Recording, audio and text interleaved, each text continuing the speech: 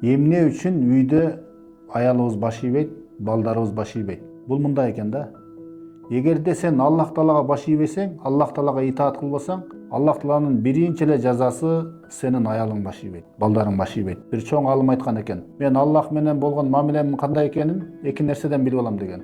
Биринчиси аялымдын мага кылган мамилесинен, экинчиси эшегим минип кетип бараткан деген да. Эгерде мен амалдарым начар болсо, үйдөгү аялдын мамилеси тез эле өзгөрөт деген да.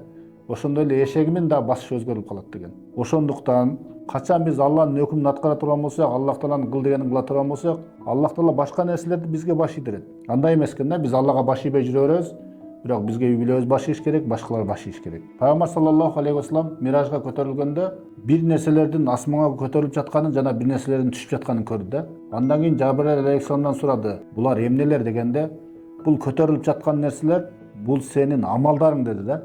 Кайра түшүп келе жаткан нерселер бул сенин акыбалдарың деди. Сенден кандай амал чыгат, Аллах Таала ошондой акыбал жөнөтөт деген да. Ошондуктан кандай бизге жакшы акыбал келсин же жаман акыбал келсин, ошолордун баардыгы өзүбүздүн кылган амалыбызга жараша болот.